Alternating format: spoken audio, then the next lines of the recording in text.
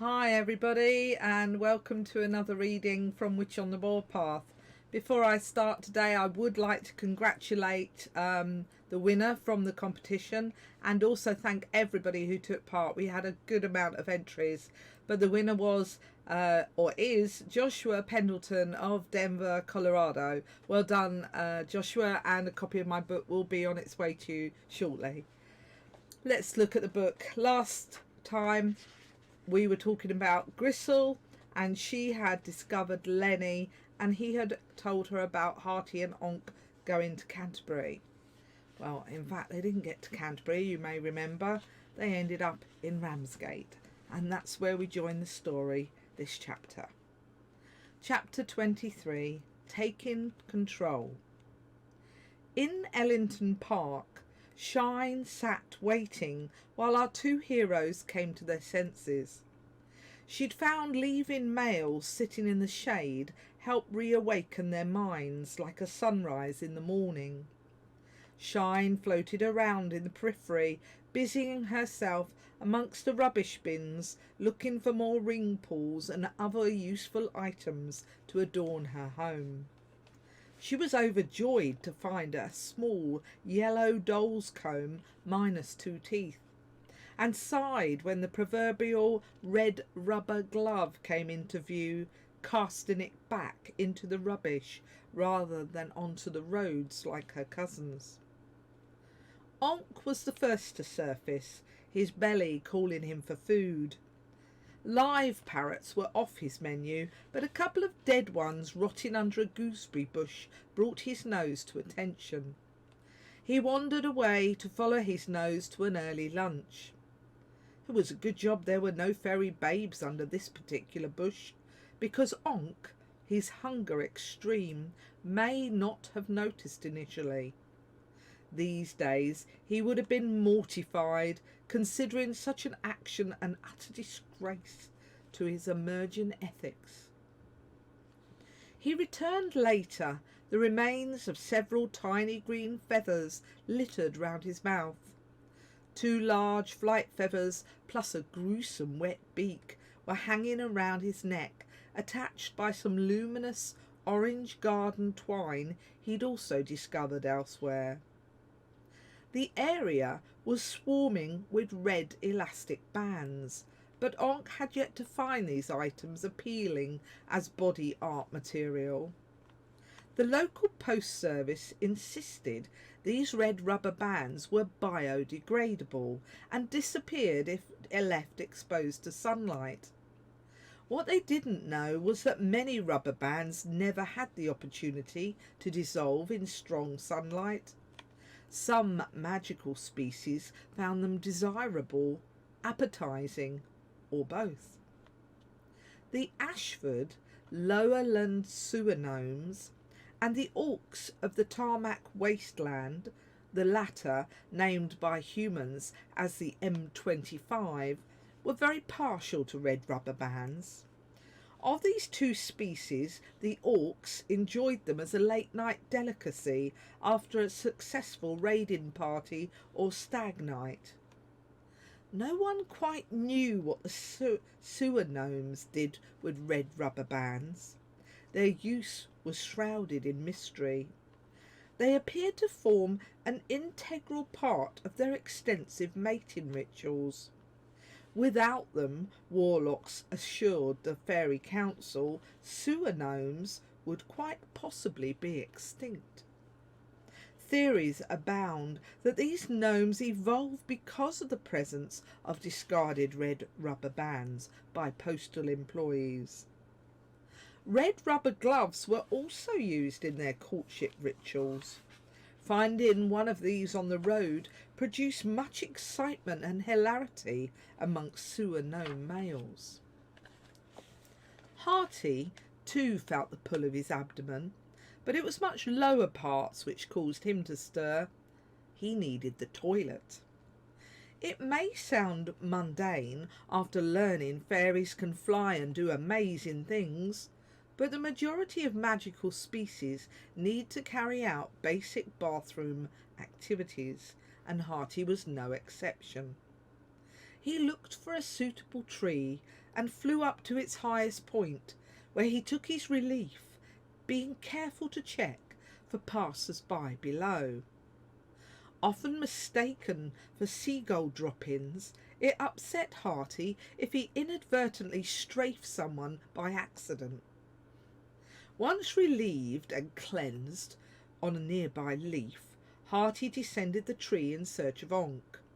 He'd almost forgotten about Shine while sorting out his lavatorial needs, until he saw her hovering like a sensual angel at the bottom of the tree.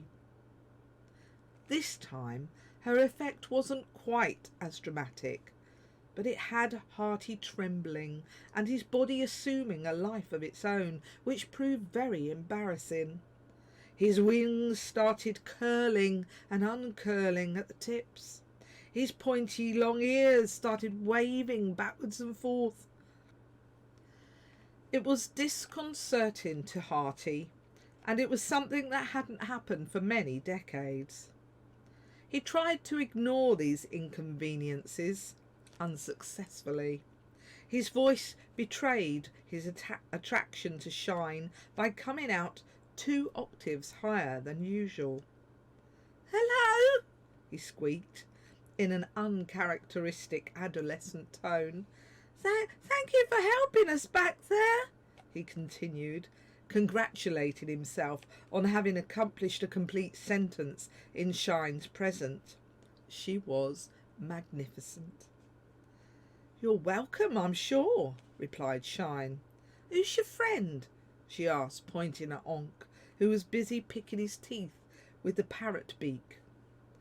"Oh, that's Onk," said Hearty. After a moment's pause and thinking an explanation was necessary, he added, "He's a troll."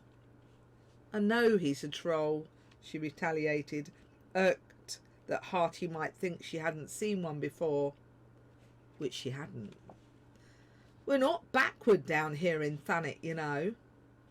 "You looked lost, and I wondered if I could help. But if you're both okay, I'll go." Shine rose into the air as if to leave. "No, please," Hearty pleaded, realising for the first time he'd upset her. "We need somewhere to hide. Please, please help us." They were the first sensible words Hearty managed to squeeze out without upsetting the attractive water sprite, though they sounded impossibly high-pitched to his ears. "Somewhere to hide," Shine echoed, twirling a piece of her blue hair between 2 fingers. "Yes, somewhere safe, particularly for Onk. He's very big and noticeable, you see," he continued, stupidity levels on high alert. Shine decided either Hearty was thick-headed or her influence wasn't wearing off. Either way, because of her kind nature, she'd already decided to help them. Yes, I noticed that," she answered, with the merest hint of sarcasm. Hearty didn't notice the intended sarcasm. He was too worried about where they might end up if this impossibly beautiful water sprite left them. To confuse things further, his head was swimming with pictures of a clear, undressed Shine. "See what I mean?" Hearty responded, his voice going up another octave, a clear sign of sensory intoxication in the fairy world. "I mean, it won't be long till the local woodland creatures notice Onk. Then we'll be in real trouble." Hearty was working himself up into a right old state. He didn't know his negative thoughts were adding to the problem. Any moment now, he thought, the hideous thing or things pursuing Onk could dive down upon us and wham! Or something like that, he surmised. "Take him back to the station while I think," said Shine, her tone firm. She wasn't in the mood to take no for an answer. "You mean you'll help us?" asked Hearty, gazing into her dreamy blue eyes. "Yes, But if you keep staring at me like that, you'll go into another daze and I'll have to wait another hour for you to come out of it, she blurted out, losing all semblance of diplomacy. Hearty glanced away to cover his pink, blushed cheeks. His wings continued to betray his feelings, curling back and forth at such a rate they caused a small breeze. Shine giggled. She'd forgotten what an amazing effect she had on males. She'd kept clear of eligible males for almost 10 years now, except old Mr. Shell. She didn't think he counted, being beyond ancient and a wizard. I need time to think of a place, and if your troll— He's not my troll, responded Hearty hotly. Then he stopped himself just in time and thought about it. Well, I suppose he is in a way, now I come to think a bit. I've sort of taken charge of him, you see, to keep him safe. I would have thought a troll could look after himself. There's not many folk who would risk annoying a troll, is there? She asked, her voice returning to its previous sarcastic style. Onk's special, whispered Hearty in response, surprising Shine. At this point, Onk decided he wanted to take part in the conversation with the beautiful lady. Onk special, he said, smiling at Shine and displaying a huge mouthful of sharp teeth, complete with tiny green feathers stuck in the gaps. Shine opened her mouth to comment and stopped midway. He said 2 words, she mumbled in shock. Well, actually, he says 3 words, replied Hearty, feeling like a proud parent. He looked over at Onk for confirmation. Onk's smile grew even wider. He liked being included, especially when he was the object of the conversation. Onk says 3 words, Onk replied. Hearty looked round amazed as Onk increased his uniqueness by adding another word to his sentence repertoire.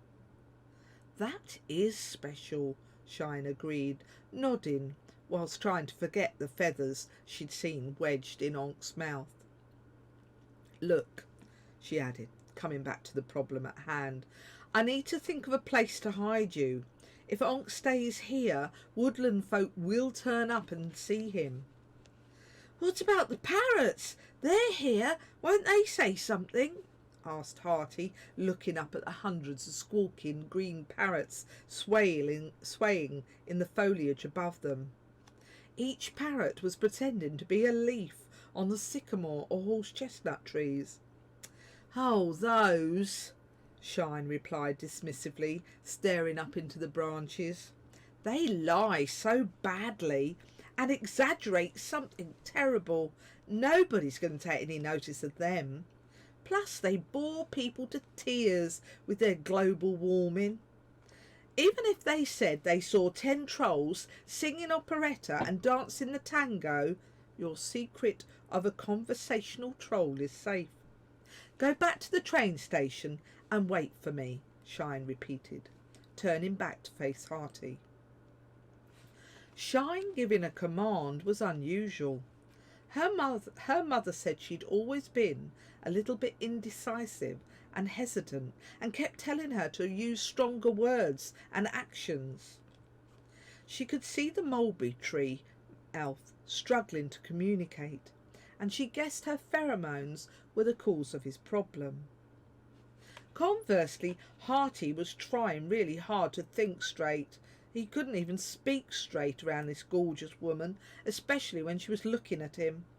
Normally, he wouldn't let anyone order him around, but his brain seemed to have gone for a walk without him, letting him down completely. Nodding was all he could manage to do in response. When you get there, go down the stairs leading to platforms 1 and 2. There's a ferry portal in the wall on the left-hand side between the 2 platform stairs. Wait there and I'll come to you once I've figured out what to do. I take it you know how to access a ferry portal, she asked as an afterthought. Harty nodded a second time rather than speak, worried about upsetting the only person who seemed willing and able to help them. "Can't we stay in the ferry portal?" Harty asked without thinking, seeing an excellent opportunity presenting itself. "No," answered Shine. "It's occupied," she added, feeling her short reply sufficient. She turned her attention back to the parrots above them, frowning as one narrowly missed dropping guano on her shoulder by millimetres. "Occupied? Occupied by whom, or what?" Harty muttered, ignoring the guano, while he concluded, even frowning, Shine looked gorgeous. "It doesn't matter. You won't be staying," she responded, halting further conversation by floating out from under the oak and away from the guilty-looking bird. 15 minutes later, a weary Harty was leading a belligerent Onk back up Station Approach Road. Onk didn't want to return to the station. He'd never had parrot before and found it much to his liking. He deduced it tasted like chicken, was miles better than Ginger Tom, and a huge improvement on magpie and weasel, which were a bit gamey for Onk's simple tastes. Onk lagged behind Harty, trailing his handbag-sized hands along the top of the garden walls. He knocked off several red bricks in the process and left several garden gates hanging from one hinge. The post office depot railings were dented in a long wavy line at one end of the avenue, where Onk had run his fingers along them, enjoying the dink dink dink dink sound they produced. The resultant effect appeared planned, all part of the original architectural structure, when he'd finished playing. The main reception area echoed to the sound of Onk's heavy footsteps as he followed Harty across the wooden parquet floor like a toddler not wanting to go to bed. Harty observed the commuters lined up at the small ticket window in the middle of the large hall. A motley group of people consisted of a huddle of students, 2 businessmen and several ladies worst for age waving pension books. Harty marvelled how women lost the ability to judge how much lipstick to apply as they got older, not to mention which colours were vogue. Post-war letterbox red was out, as was pink powdered rouge and lashings of loose face powder. Why did humans struggle to maintain the appearance of youth as they got old? Harty mused, passing by. Old people, both fairy and human alike, seemed to discover a style or age they were comfortable in and settled down. Fashions and trends passed them by. They began to age, looking out of place with the rest of the world. The majority seemed happy. Well, if not happy, at least resigned to the fact they were getting older. A few dusted themselves off and reinvented themselves, becoming stylish and trendy, earning admiration from peers and relatives. Patronising flattery like, "My, you look lovely today," or "Have you done something to your hair?" In the main, women seemed to be involved in the fashion and age debacle, though men weren't immune. Some, seeing old age looming, rebelled. They ended comfortable 30-year-plus marriages to find love with a nubile 20-something, or would cast off their careers to hitchhike or sail round the world. Others sold up and moved to New Zealand, Australia or Canada. Those less adventurous might take up painting or learn a new language, or perhaps write that book they've always promised everyone. 1,001 things to fill up the empty spaces as their timeline runs down and they realise there are less years ahead and more years behind. The 2 of them made their way through the main reception to the rail underpass and the spot Shine had identified between the platforms. Hearty finishing his musings as they reached the portal in the ceramic tiled wall. He uttered the precise fairy words, "Hocus pocus, show us the locus," and the fairy safety portal appeared, shimmering with the after effects of residual magic. The words hocus and pocus are well known in the human world. They are used in a variety of stage magic acts, but they originate from the fairy dimensions.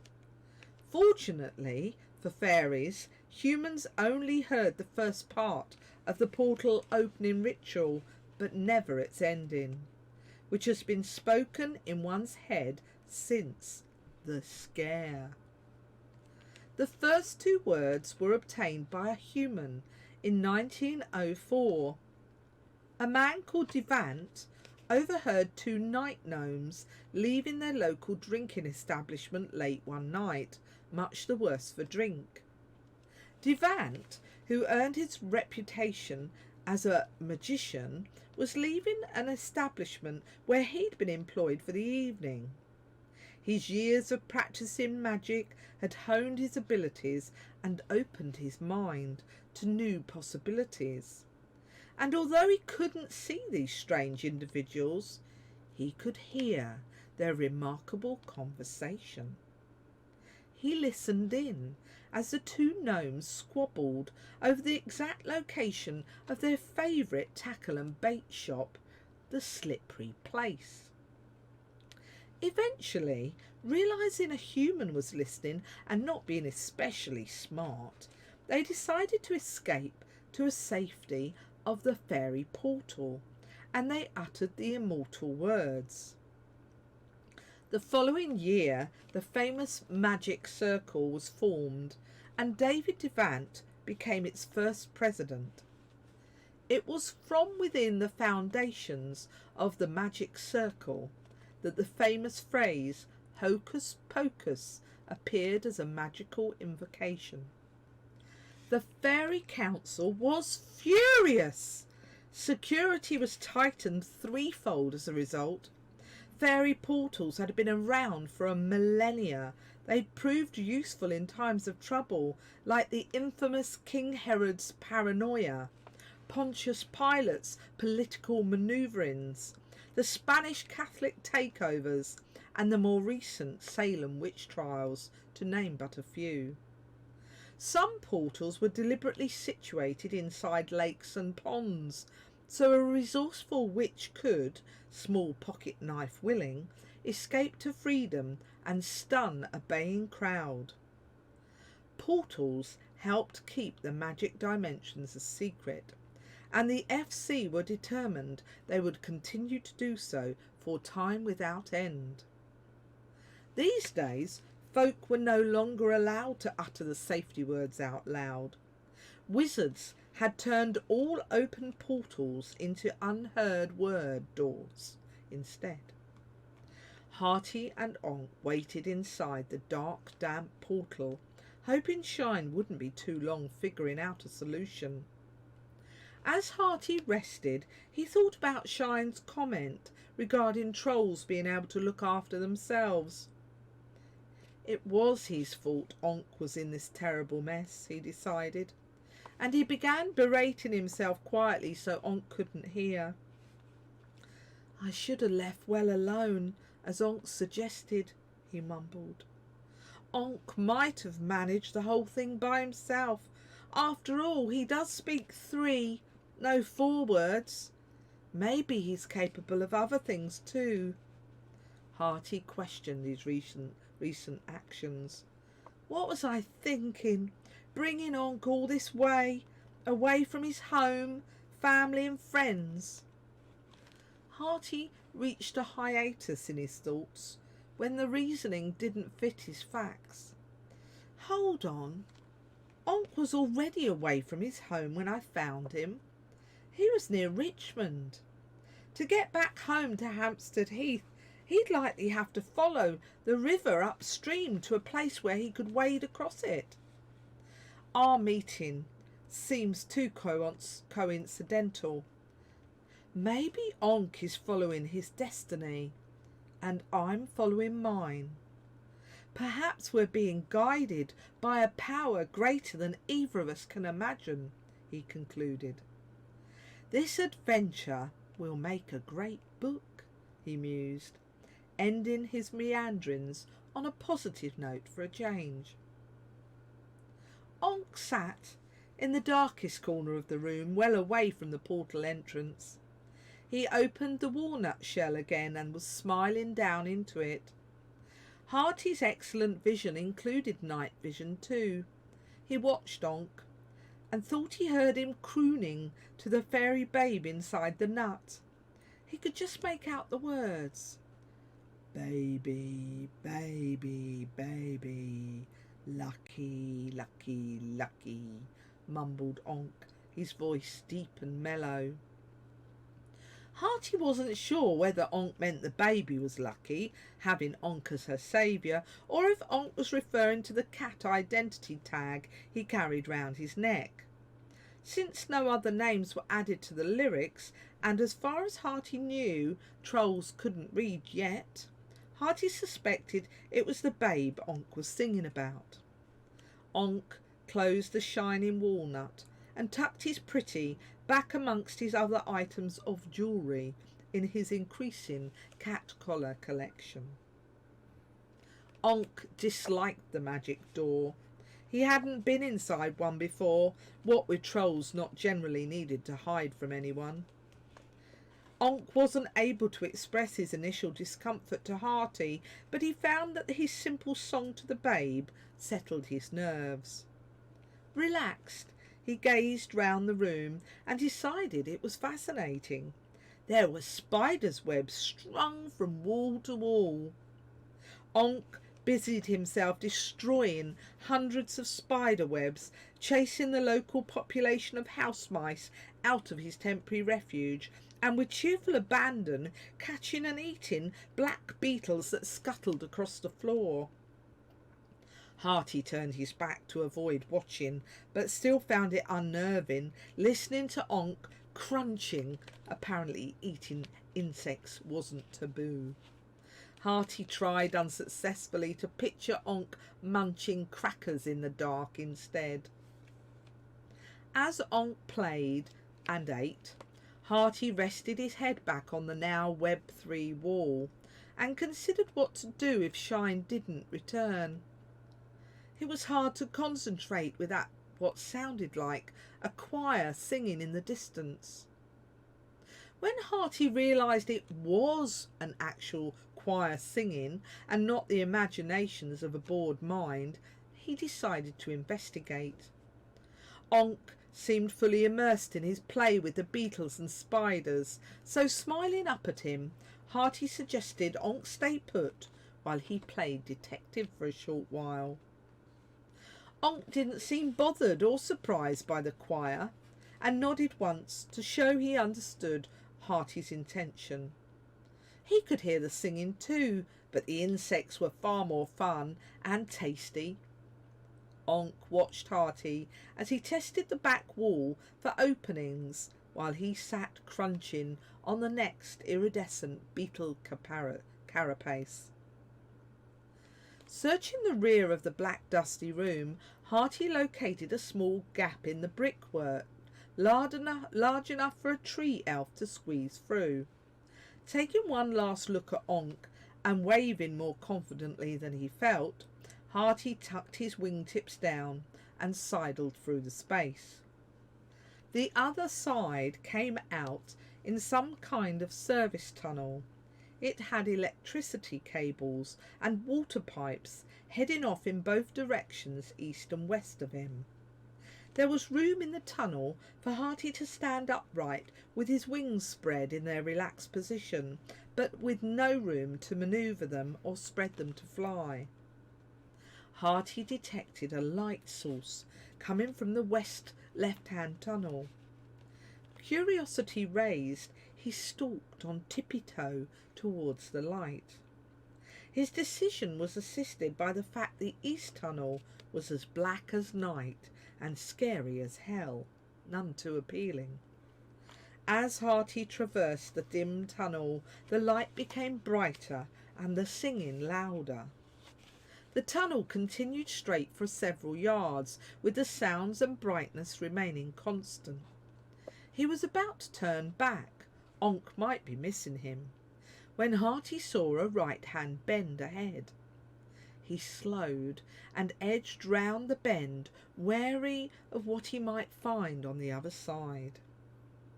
How silly was he, wandering off on his own again after what happened to him last time, he groaned. The sight that met his eyes stopped his thoughts and made him gasp in astonishment, holding him spellbound.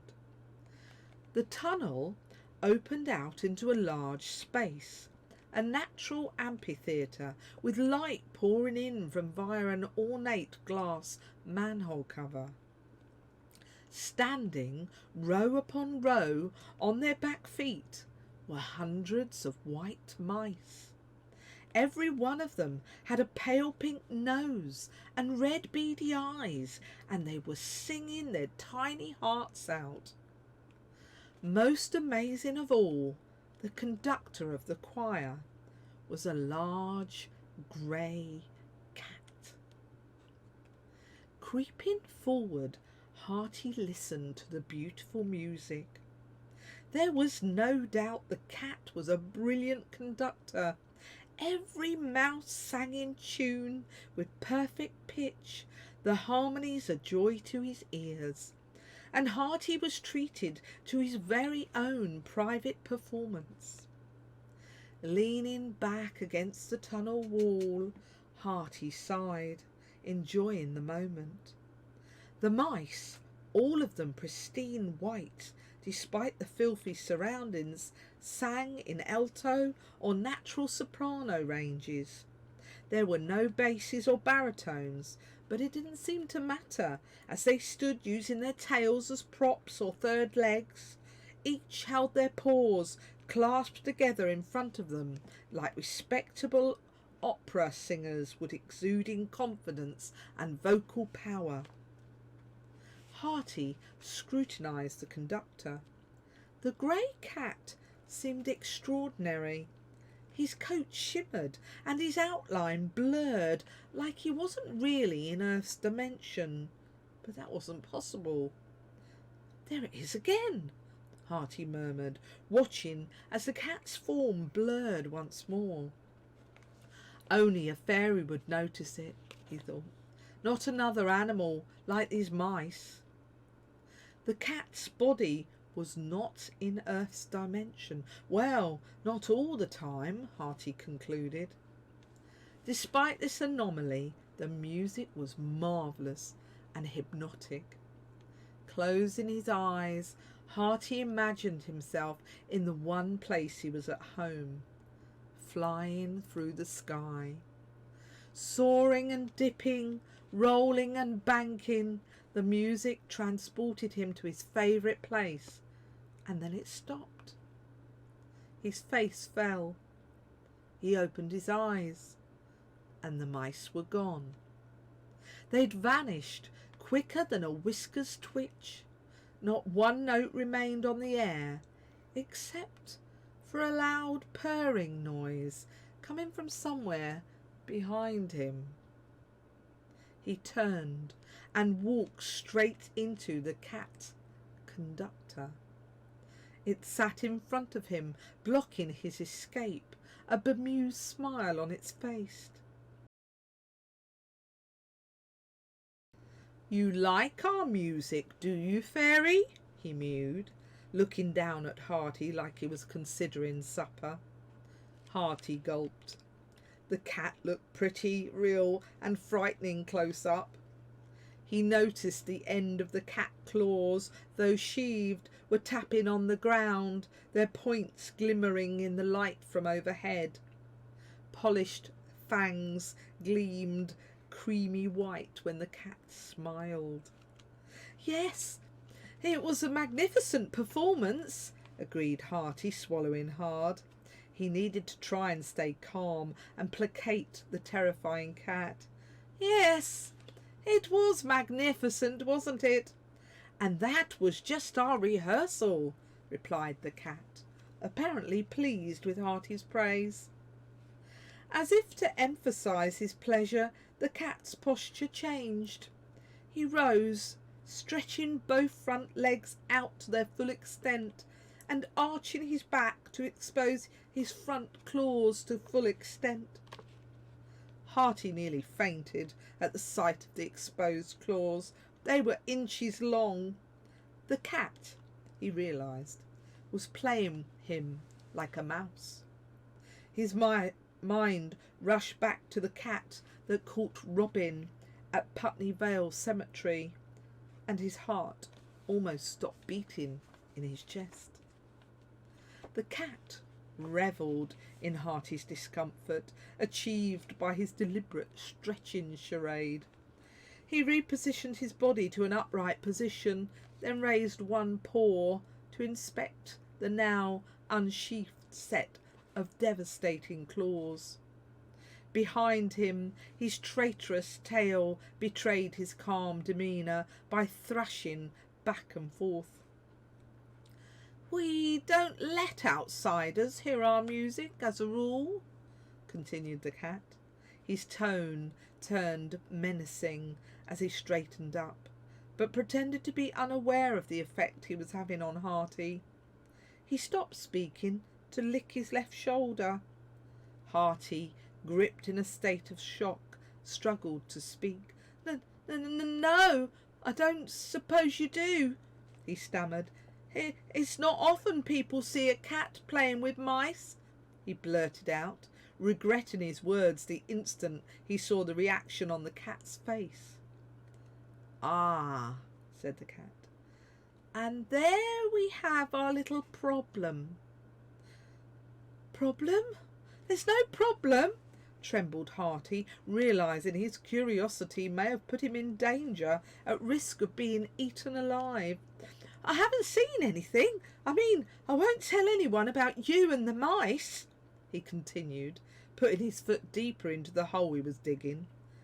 "You see," purred the cat, enjoying Hearty's obvious discomfort, "cats and mice, we don't, how shall I put it, associate." He wound his body round and round in delight, following Hearty as he backed away down the tunnel. "These mice," continued the cat, warming to his subject and picking at one of his fangs with his razor-sharp claw, "are rescued mice, runaways from human properties where unspeakable nasty things happen to them. We couldn't let anyone know about them. Now, could we?" And that's where we'll stop tonight's story. Tune in next time. Find out if Hearty makes it. Goodbye.